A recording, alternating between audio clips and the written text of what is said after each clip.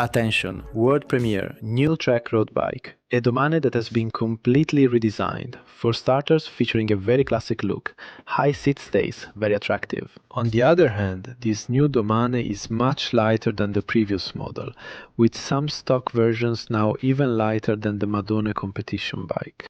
On the other hand, we have a very comfortable geometry to handle many miles and a very vibration-absorbing carbon frame. And above all, it has gained incredible versatility. 40 mm of tire clearance maximum to play with different slicks in various widths for road use. But even with the possibility, if you want, to even fit gravel tires. And also the option to come with a single chainring or a double chainring with 12 or 13 speeds.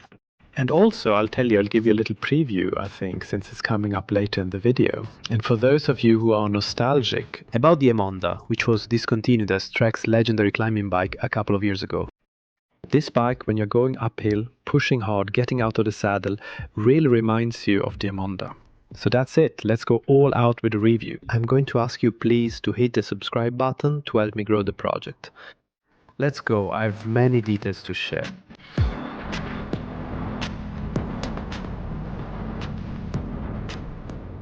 It's clear that this bike aims to satisfy those who are looking for maximum efficiency, absolute versatility, and of course without giving up a classic look with modern touches.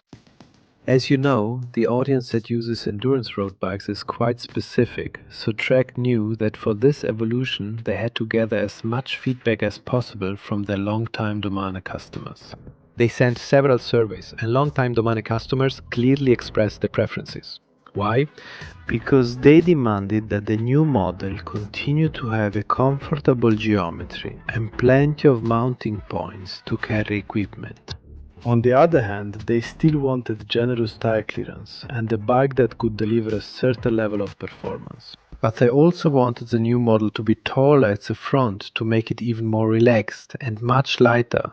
This was a point, a very common demand in the feedback they gave in the surveys. On the other hand, they also wanted the entry-level prices in the range to be more affordable. And this is important, what I'm about to say right now. That if the ISO speed system, which these customers had used in all their previous models, was not there, well, for them it wouldn't be a big loss. So Trek got to work, gathered all the information, and has come back here with this. The new 5th generation Domane, where we have, look, a much taller front end. It's not just the head tube, but also the double height handlebar on most models. I'll explain more later. We have a bike that no longer has ISO speed, it doesn't need it anymore. I'll also explain later why Trek has come to the conclusion that this bike no longer needs ISO speed. But the first real consequence of not having the ISO speed, besides a much more advanced carbon layup, is the weight. And in the SLR model, which is the top of the range, the weight reduction, including the fork, seat post and frame, is over a kilo compared to the previous model. So can you imagine the performance of this machine, especially when climbing? On the other hand, everything related to mounts has been kept, and the maximum tire clearance has now reached 40 mm, which means we're already getting close to the gravel world. In short, a completely redesigned bike that takes into account all the feedback Trek gathered from its customers. As the possibility of fitting wider and wider tires becomes available, the truth is that the responsibility for absorbing vibrations from rough and damaged roads increasingly depends on how wide the tire is, on the type of rim we use, but above all on the air pressure in the tire, depending on the route we are taking. What does this mean? Well, it means that the ISO speed, which made a lot of sense in previous Domane models, honestly, in this new model it just was no longer necessary. And with this, Trek has reworked the layup and greatly reduced the weight of this new Domane. And that's not all. The thing is that the carbon fibers have also evolved. And the new layup allows much greater vibration absorption from the fork and the frame. So just like that, we have a much more compliant bike, but at the same time much lighter. For the seat post, as you can see, they've chosen a round seat post, traditional, with a 27.2 mm diameter. It's a universal industry standard. Nothing to do with, let's say, a more aerodynamic but at the same time more complex solution like we have on the Madone, which uses a seat post specific to that bike. So what we have here is a seat post that you can find a replacement for anytime, anywhere, and it's also going to be very easy to adjust.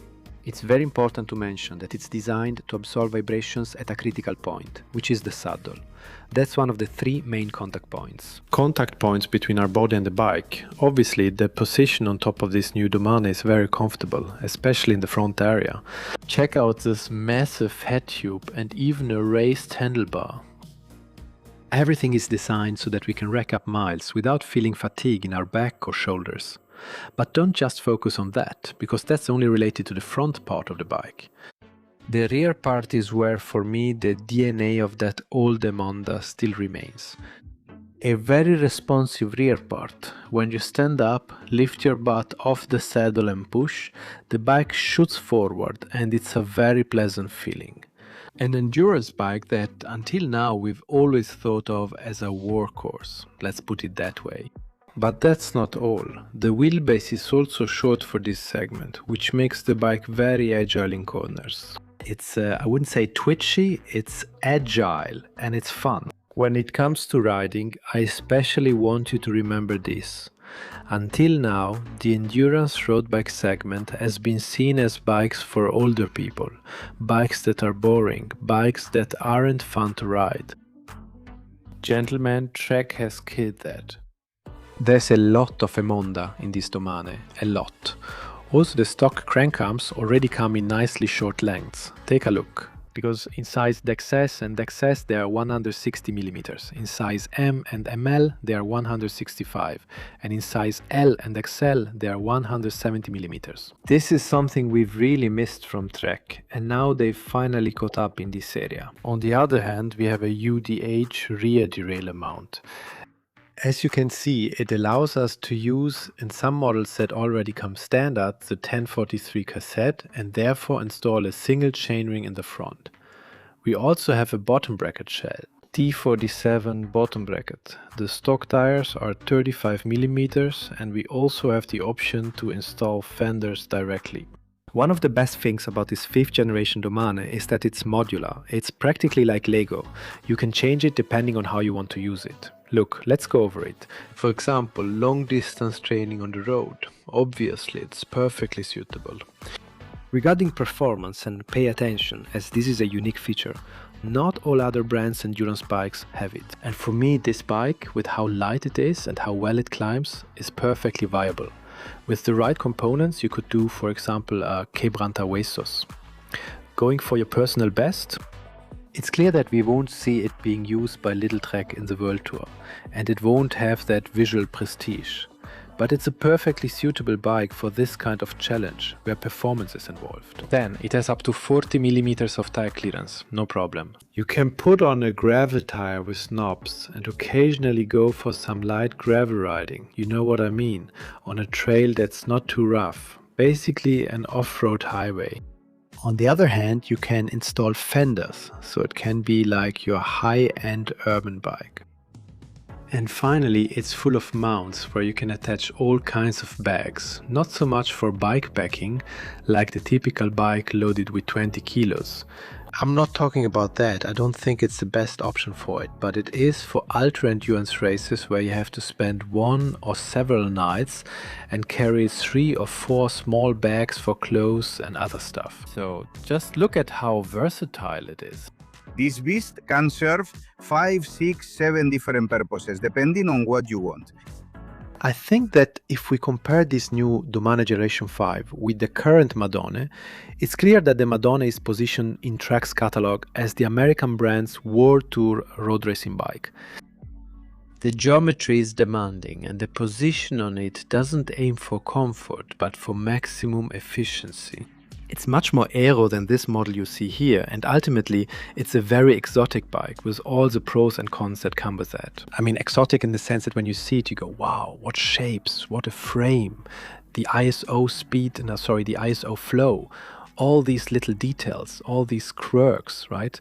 How different this bike is. But it also has a negative side, or the less favorable side of being so exotic.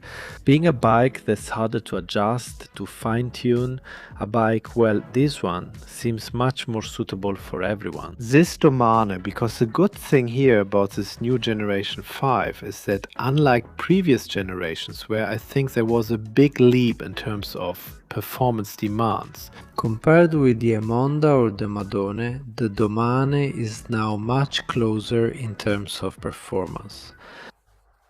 It's such a lightweight model, speaking of weight, that it fits the parameters of a World Tour bike like the Madone. It's a model that, yes, has this higher front end, which gives you comfort. And for an amateur, for an enthusiast, it allows us to ride for more hours at a better pace than we probably would on a Madone. If we're going to ride for an hour, we're not going to complain. But what about for a long ride of 6 hours, 8 hours, or an ultra cycling event of 800 kilometers? Most likely we're going to end up going faster at a higher average speed with this front position. But I'll tell you one thing, from me, from here forward, this bike is a Domane, but from here back, it's an Emonda, 100%.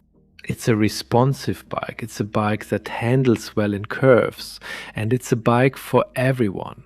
And of course, something the Madone doesn't have is this versatility. The Madone is a scalpel designed for a single purpose with a single goal. Tire clearance is up to 32 millimeters, if I recall correctly. Here we're talking about the perfect example of how an all-in-one bike can exist, because it really has so many different uses. But I insist, if we take it strictly to the road, it's a bike that you can demand performance from. And this is not something that all the endurance bikes from Trek's competitor brands can say.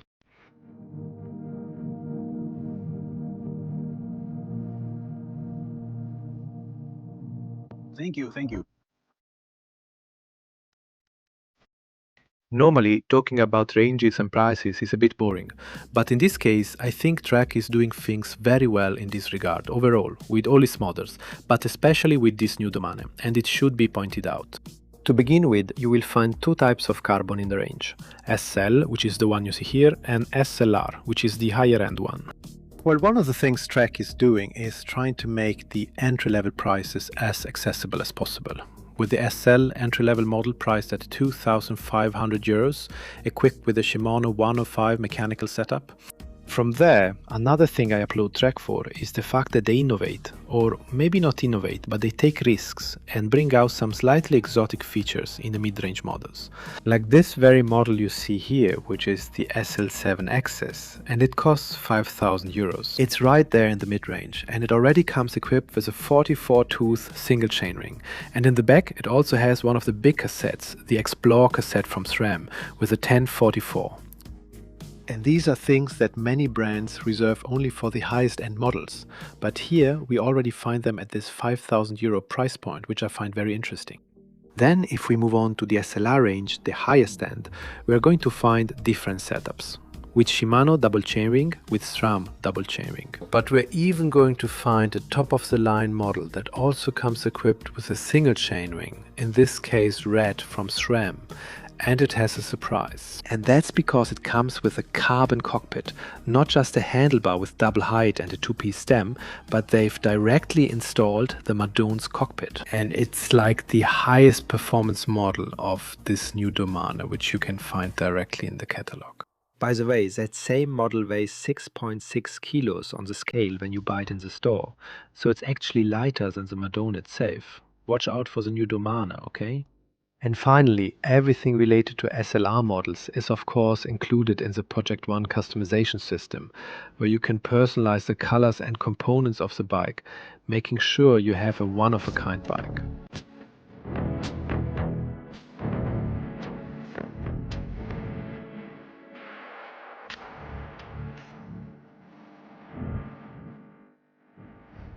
Let's get into the pros and cons. I have everything written down here because I came prepared with notes.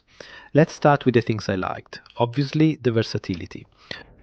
I think there are very few bikes that can be used in as many different ways as this new Domane Generation 5. On the other hand, there's the geometry, which I think is very well suited to the type of people who are looking for these bikes. The aesthetics and the colors. I usually don't mention aesthetics and colors because it's something subjective, but I think they've really nailed the look of this bike. And there's a range of colors, even without getting into Project One, that I find very attractive. Even in lower ranges, entry-level or mid-range models sometimes have colors that are a bit...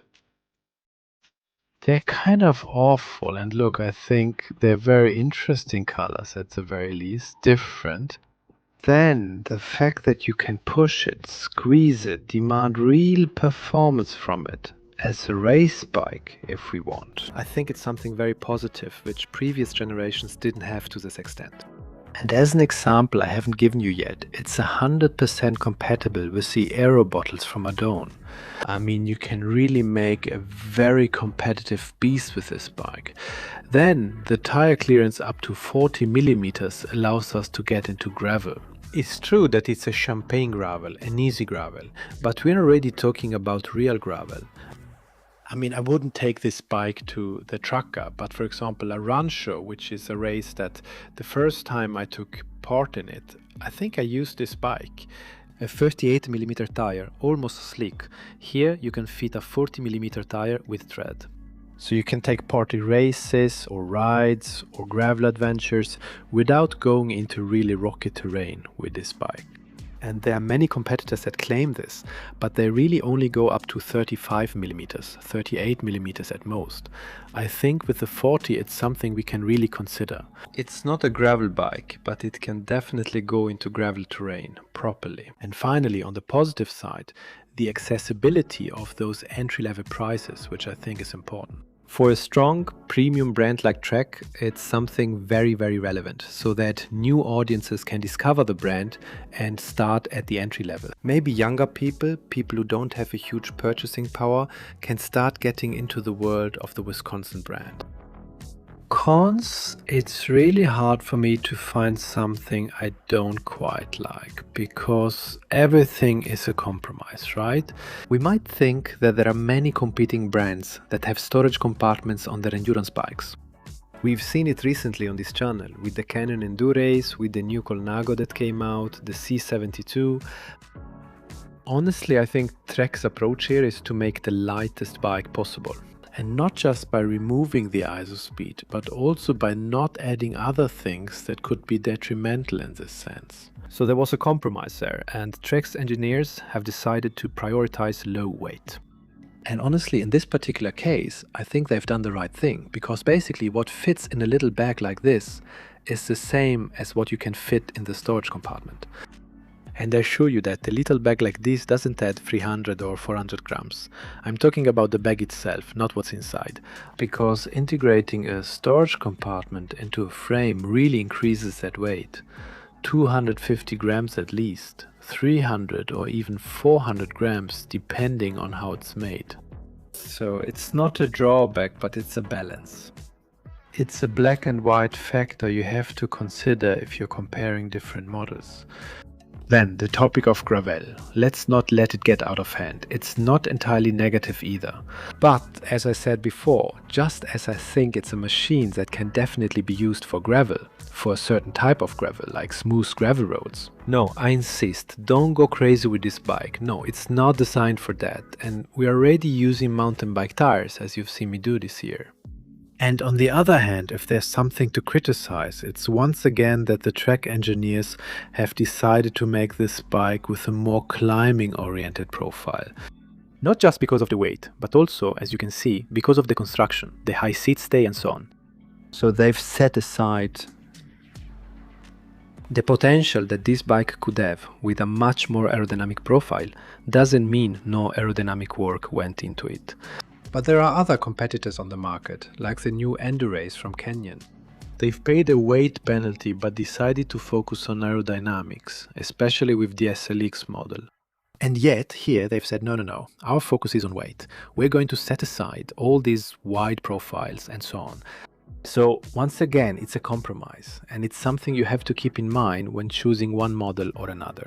You're going to rack up a lot of elevation gain, you're going to carry a lot of weight on the bike because you're going to do ultra long distance rides.